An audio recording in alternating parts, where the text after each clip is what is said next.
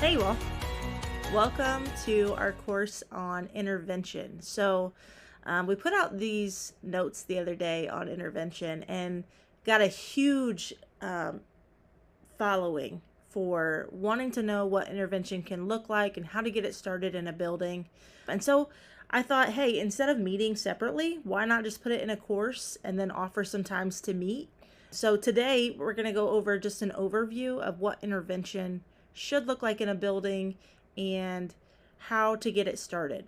So I'm really going to focus on elementary grade. I do think that these things can work in your upper grades, but really want to focus in on elementary right now and how to get that started.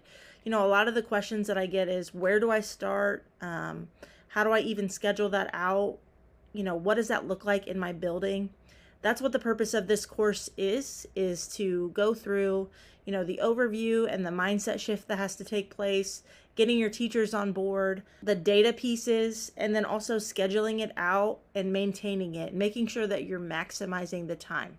So with that, we're going to dive in to what this can look like in your building.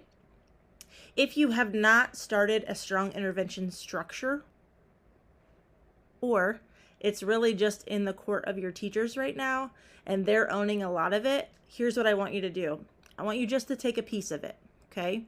So when you're changing something in your building, you can't overhaul the whole thing at once. It's baby steps to it. That's how you keep your team engaged. That's how you keep them involved. And you want to make sure that you're communicating your why and your purpose as you're doing this. And so this episode is really just about providing that background for you. And teaching you the basics and the overlay of what this is going to look like. And then we're going to go through, you know, how to roll it out to your teachers. So we're going to bounce in here.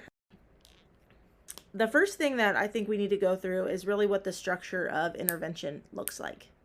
We talk a lot about our 3 tiers, and this is going to look really familiar to you. The biggest difference for us is that those 3 tiers are actually split in 2. So I'm going to turn this triangle around here so you can see it. You know, you're used to seeing your tier 1, your tier 2, and your tier 3. Okay. The biggest difference is we're going to split this tier 2 into 2 chunks. And we're going to split this tier 3 into 2 as well. So it's the same thing that you know from your triangle, from your training, is that everybody gets tier 1. Okay. Everybody gets tier 1. This is your 90-minute literacy block because we're starting with reading. This is your 90-minute literacy block. And if they don't get it, meaning whatever instruction you're giving them, if they don't get it, then they move to this tier 2A. Okay, so let's say that I'm in a first grade classroom and I'm working on Final E as a phonics skill, and they aren't getting it. This student is not getting it. And so they're going to move up to this tier 2A. What this means is they get everything in tier 1, plus then they're going to get an additional group with their teacher outside of the reading block. So it looks like tier 1 plus tier 2A. Now, here's again where it's different. In the traditional RTI model, in the traditional MTSS, whatever you want to call it, a lot of times these kids that move to tier 2, they lose out on time in tier 1. And then if they move even further up, somehow we take this group away from them as well. Our model proposes this. Every time you move up and you need another layer of support, it's just that. It's an additional layer of support. So this is what this looks like. A student that might be in tier 2B, so they've already had tier 1, which is the whole group instruction with everybody, and then they move to tier 2A, which is outside of the reading block. Again, outside of the reading block. And then we're still not getting it, and so we have to move to tier 2B. Okay? Tier 2B, those are your kids that are maybe 2 to 3 skills below where they should be. And what they're going to get is tier 1, tier 2A, and tier 2B. Tier 2B is actually going to be the first time that we take time out of the class. Okay? So this student that's in tier 2B gets this plus this. I've heard it all. It's not possible. I don't have enough people. Yes, you do. And in this course, we are going to go through how you schedule this out to make it work for everybody. Just think, if your students are getting this many groups during the day, then your kids are going to close gaps quickly, okay? A misconception about intervention. Intervention is not a life sentence. If I could write that huge across this, intervention is not a life sentence, meaning that once I enter into intervention, there should eventually be a plan for me to be out of intervention, right? So with math, with reading, with behavior, just because you become a tier 2 student doesn't mean you should always be a tier 2 student. And right now, some of our structures are set up that way, that once I become a tier 2 student because I'm behind, I stay a tier 2 student. I should eventually go back to tier 1 because I've caught up and I've closed so many gaps if our intervention is working. If our intervention is not working, then you're right, you're going to stay in that tier 2, or you might even move up, okay? Same thing happens as we go up. We're going to continue to add. And then we're going to continue to add. There are students in my school that have 2 to 3 groups outside of their 90-minute in order to catch up to where they need to be. A little bit of background about where we currently are. When I started here about 7 years ago, our triangle was completely upside down. We had about 60% of our students in tier 2, and we had about 20% in tier 1, and we had about 20% in tier 3. Okay, so we knew that we had to flip that triangle all the way around quickly, and we wanted to make sure that we had kids that were able to catch up. So we had to build this system and had to provide data pieces and resources to our teachers. I will say this as well. I know I'm going to get hit with this. You cannot intervene your way out of a tier 1 problem. Correct. Okay. I agree with that 100%. When we were flipped upside down, we absolutely had a tier 1 problem that we had to get out of. Okay. But what I will tell you is that once you're in the hole, you do have to have some strong intervention to get caught up, even if your tier 1 is getting that much better. So if you're in a position where your tier 1 is not solid, that's okay. You can still build this alongside as you are working on your tier 1, okay? So I agree with you. I know I'm going to get hit over the head with it. You're correct. You cannot intervene your way out of a tier 1 problem. So this is something that either needs to go hand in hand, or tier 1 is solid. We just don't have an intervention program, and this is what we need, okay? So again, this is kind of the layout of what it should look like. And that's a big shocker.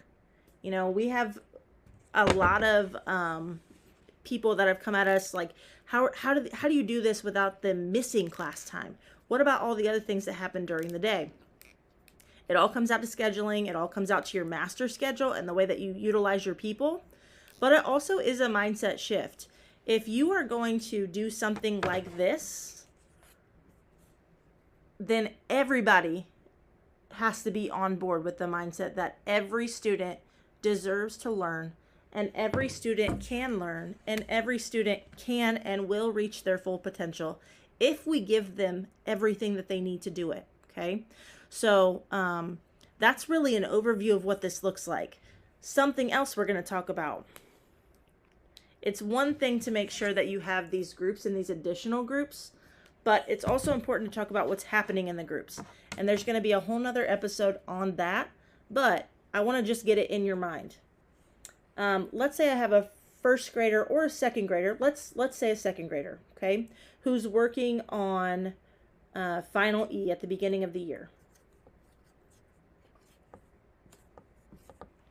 Which means they're a little bit behind, but probably a tier 2 student at that point, okay? What I need to know is the steps to teach a child to read. And I'm going to make sure those are linked in here for you so that you know across the top of your data sheets what steps and where they need to go in order to get where they need to get to, okay? But I'm not going to just focus my intervention on Final E. I'm going to focus my intervention, let's say it's a tier 2B student, okay? So they're going to get this tier 1, they're getting 2A, and they're going to get 2B. okay? I'm focusing my intervention on final E plus the next two skills, okay? So they're going to get final E plus next two phonics skills.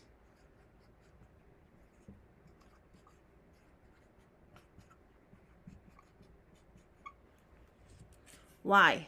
Because it closes the gap quicker, okay? Again, it's not a life sentence. If I'm in 2B, I got to make my way back to tier 1, right? I have to make my way back through. How do I do that? If I stay on final E intervention, I'm never going to catch up. But if you give me the next two skills, then I may move up another gap. And now I'm a 2A student. So the next round of intervention, when I get the next two skills, I may be able to move back to tier 1.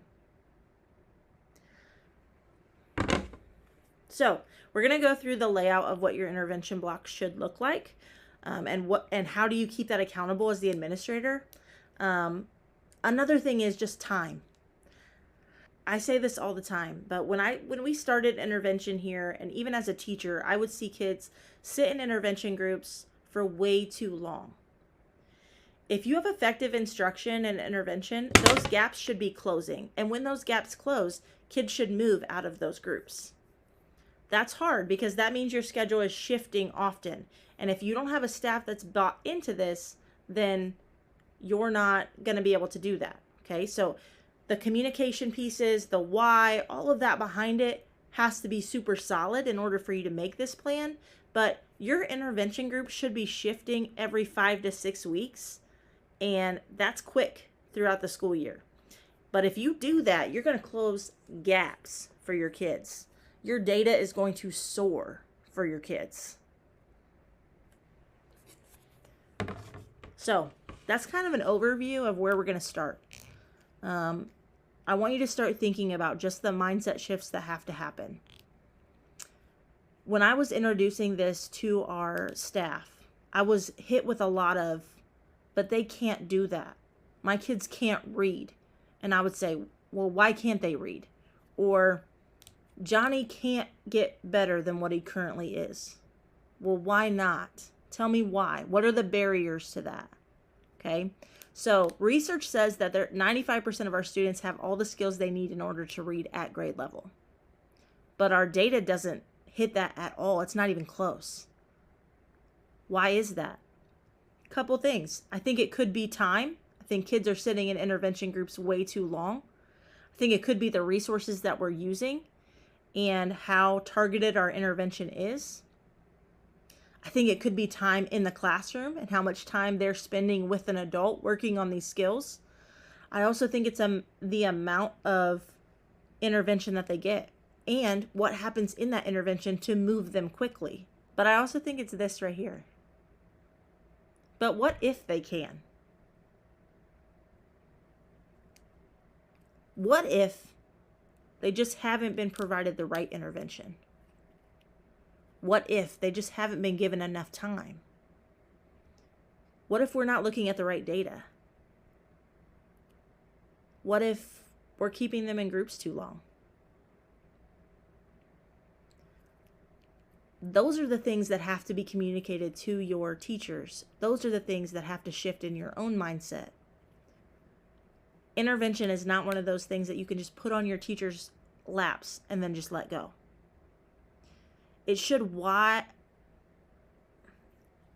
Intervention is living and breathing, and it should weave in with your mission and vision of your school. So let's say that your vision is to increase scores 10% over the next school year. Everything that you do in intervention weaves in with that. But also, it's providing best possible for your kids. So, when I'm hit with roadblocks with my staff, those are the things that I always come back to. We've committed to these parents. We've committed to our students. We've committed to ourselves to provide best possible for our kids. Let's just give it a shot. Because what if they can? I'll see you next episode. What we're going to go over is really that vision and how to make sure that you are communicating this well with your staff and that you're going over all of it and making sure that they're in the loop as you go. We'll see you next time.